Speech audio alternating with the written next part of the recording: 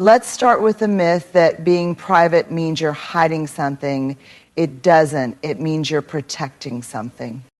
There's a quiet strength in keeping parts of your life to yourself. In a world where oversharing has become the norm, privacy has almost become suspicious. People say things like, you never talk about your struggles, or you're so guarded. But here's the truth. Privacy is not about being closed off. It's about being conscious. It's about creating a boundary between what is sacred and what is public. It's the act of saying, this part of me is still tender, still unfolding, still healing, and I don't owe it to anyone to expose it before it's ready. We often confuse openness with connection. We think that if we tell everyone everything, we'll be understood, seen, and validated. But not all ears are safe. Not all listeners are gentle. And not every person has the emotional capacity to carry your truth with care. When you overshare in hopes of finding connection, what you often find instead is disappointment because the wrong people won't honor what it took for you to open up. Emotional safety is knowing who's earned the right to your story. It's not about shutting people out, it's about letting the right people in. It's recognizing that vulnerability needs to be held in trustworthy hands, not broadcast to unfiltered audiences. It's not fear that makes you private. It's discernment. It's maturity. It's love for yourself. And let's be honest, some parts of your life aren't even fully understood by you yet. Why hand them off to someone else prematurely? Privacy gives you room to process, to evolve, and to define your own narrative before it's touched by outside opinions. So no, you're not being cold. You're being careful. You're not being mysterious to confuse others. You're being quiet to protect your peace. You're not keeping secrets. You're creating space.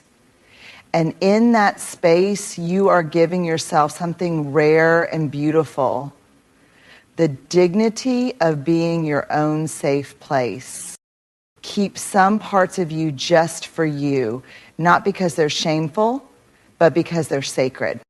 There's a hard truth most of us eventually learn. Not everyone listens to understand. Some listen to gather, to collect, to memorize your fears, to observe your weaknesses, and not with compassion, but with calculation.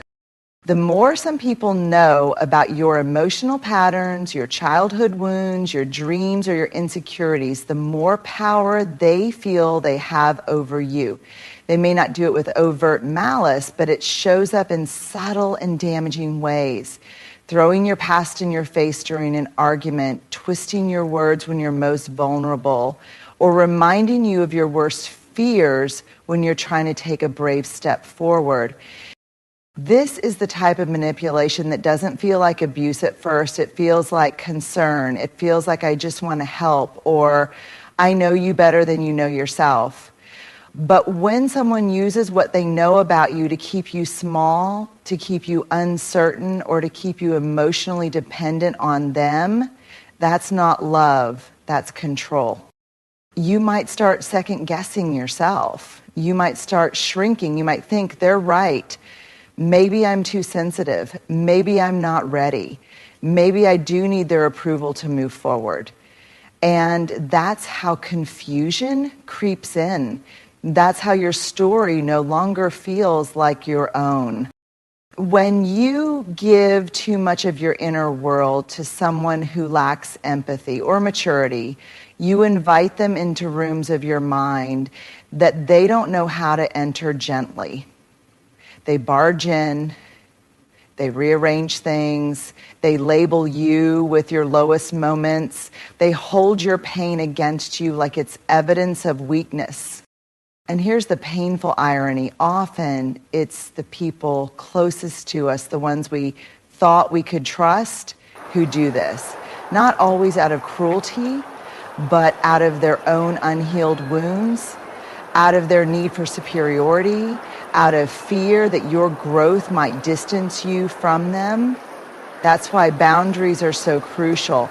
That's why being discerning with what you share is not cold, it's wise.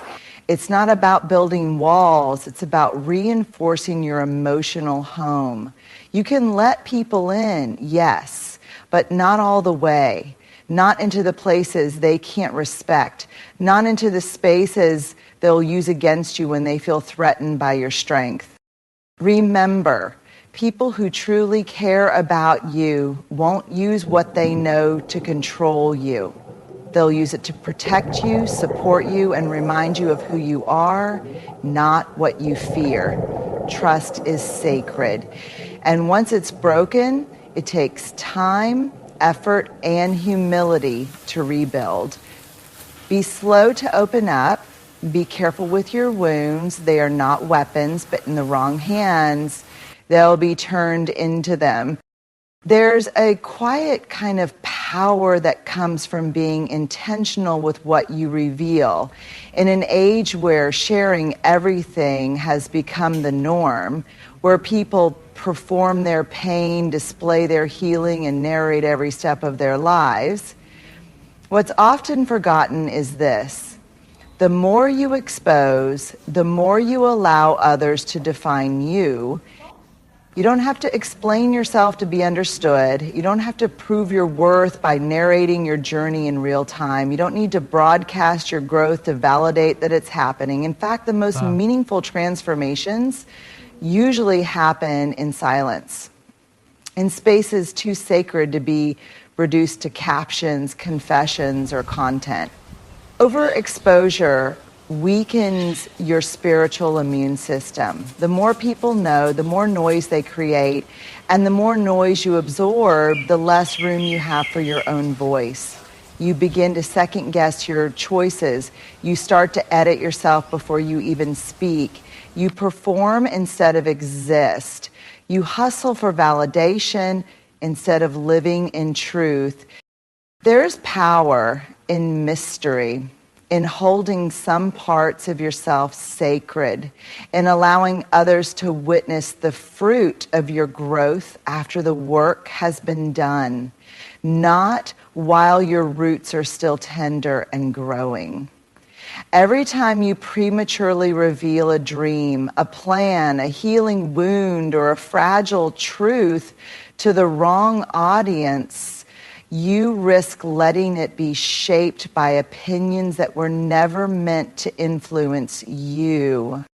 It's not about being fake. It's not about building a false image or living in secrecy. It's about understanding that your energy is a currency, and when you constantly spend it trying to be known, you leave yourself emotionally bankrupt. Not everyone deserves a seat at the table of your becoming. Some people only come to watch, not to support. Some listen, not to understand, but to compare, to critique, or to compete. And let's be honest, some things lose their magic when spoken too soon. Some dreams need to incubate in the dark before they're exposed to the light.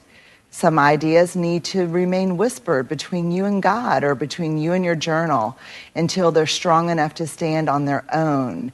When you share too much too fast, you risk giving away not just your story, but your stability. You don't need to be known to be whole. You don't need to be constantly seen to be powerful. Sometimes the most impactful people are the quiet ones. The ones who don't say much, but when they do, it matters. The ones who don't reveal everything, but carry themselves with such alignment that you feel their authenticity without needing an explanation. So reclaim your power by pulling back your energy, by being selective, by letting your actions, your consistency, and your peace speak louder than your need to be understood.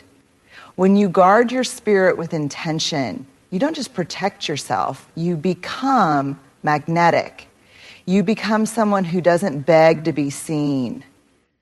because you've already seen yourself. There comes a point in your growth where you realize you don't need a committee to co-sign your evolution. You don't need a panel of friends, family, or followers to approve your decisions. Your life is not a group project. You are not here to be voted on. You are not a community draft. You are a single soul with a sacred path, and not everyone will understand, accept, or even support it. That's okay. That's not your problem to fix. We've been conditioned to believe that inclusion is security, that the more people we involve, the more valid our choices become. So we ask everyone for their thoughts. We crowdsource our next steps. We poll our circle before we move. But that's not self-trust. That's dependency dressed as collaboration. And it costs you something deep, your clarity. The more people you invite into your process, the more diluted your voice becomes. The more conflicting feedback you gather, the more lost you feel in your own story. Suddenly, what was once a clear vision turns into a tangled mess of what ifs, and maybe they're right. You get paralyzed by possibility. You lose touch with your own intuition. You become a project, not a person, but healing, evolving, dreaming. It's not a democracy. It's sacred, solo work. The kind of work that asks you to go inward, not outward. The kind that teaches you how to sit in your own silence, trust your gut, and live with decisions that only you will fully understand. And let's be honest, most people aren't giving advice based on what's best for you. They're giving advice based on what they would do, based on their fears, their limitations, and their comfort zones. What feels reckless to them might be the most aligned decision of your life. What looks safe to them might be the most dangerous thing for your growth. It takes courage to say, I hear you, but I'm still choosing me. It takes maturity to stop explaining your every move just to ease someone else's discomfort. You don't need to be understood to be right with yourself. You don't need everyone clapping to know that you're on the right stage. And if your silence offends them, if your independence makes them uncomfortable, let it. That's not your burden to carry. You were not born to please. You were born to live. So stop handing out backstage passes to people who've never performed a single scene in your journey. Stop asking for directions from those who've never walked your path. And most of all, stop editing your life down to something more palatable just to avoid someone else's judgment. This is your story, your chapters, your ink, your pen. Live it as though it were never meant to be co-written. One of the hardest, most humbling lessons you'll ever learn is this. Not everyone who smiles at you is safe for your soul. Not everyone who listens deserves your story. Not every relationship is a safe place to land. Vulnerability is sacred. It's not just about being real or open. It's about sharing the tender, unfinished parts of your life with someone who has the capacity to hold them without judgment, ego, or agenda. That kind of space is rare. That kind of safety isn't found everywhere. Some people aren't containers, they're sieves. They leak. They take what you've shared in confidence and slowly let it drip into other conversations, laced with their interpretation, flavored with their bias. They call it just talking, but it's betrayal disguised as small talk. Some people aren't containers, they're mirrors, not the good kind, the kind that reflects back your wounds and distorted ways, the kind that twists your vulnerability into something shameful. You share a piece of your past, and they respond with pity or comparison, or worse, use it against you later in moments of conflict. That's not empathy. That's emotional immaturity wearing a kind face. And some people, they aren't containers. They're competitors. They collect your struggles like ammunition. The more you tell them, the more they use your honesty to elevate themselves.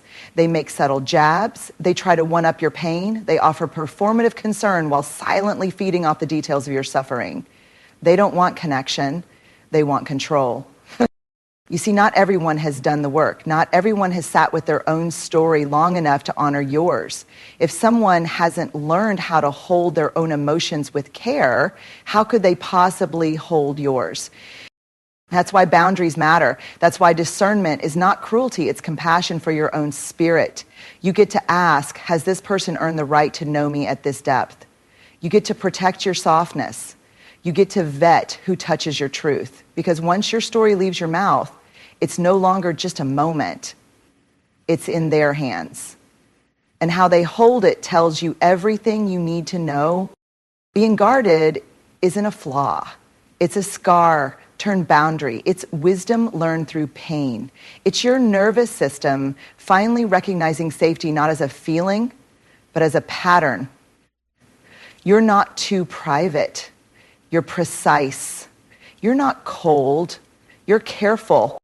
And when you do find that rare person who listens without fixing, hears without judging, holds without dropping, you'll know. Because their presence won't make you shrink. It'll help you breathe deeper. That's what safety feels like.